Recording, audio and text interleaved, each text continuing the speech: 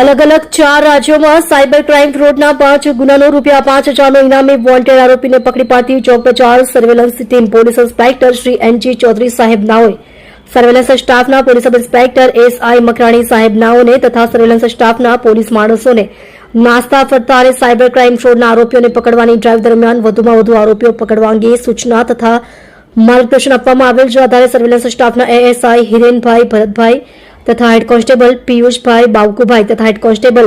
રવિરાજસિંહ તરસંગભાઈ નાઓએ બાતમીના આધારે Bhopal crime branch cyber crime ફ્રોડનો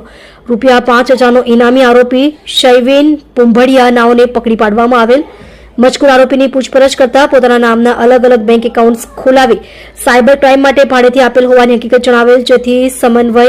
તથા આઈસીટીએસ તેમજ એનસીસીઆરપી પોર્ટલ ઉપર ચેક કરતા આરોપીના નામના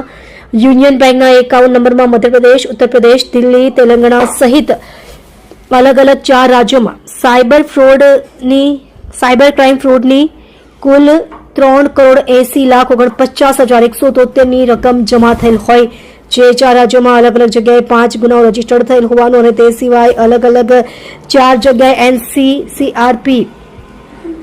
એન્ક્લોઝમેન્ટ નંબરની સાયબર ક્રાઇમની 4 અરજીઓ થયેલ હોવાનું તેમજ અગાઉ સન 2024માં નવી દિલ્હી સાયબર સેલમાં સાયબર ક્રાઇમના ગુનામાં પકડાયેલ હોવાનું જણાયેલ હોય. મજકૂર આરોપી શૈવિન ગિદ્ધરભાઈ દયાભાઈ પુંભડિયા, ઉંમર વર્ષ 25,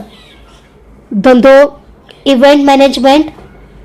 રહે ઘર number A44, ground floor, Avdhutnagar society, Dhanmora 4 રસ્તા, ગતરગામ શહેર, મૂળ રહે ગામ ગોરસ, તાલુકો મહુવા, ભાવનગર વિરુદ્ધમાં કાર્યવાહી કરી ભોપાલ ક્રાઇમ બ્રાન્ચ મધ્યપ્રદેશ પોલીસને સોંપવા તજવીજ કરેલ છે.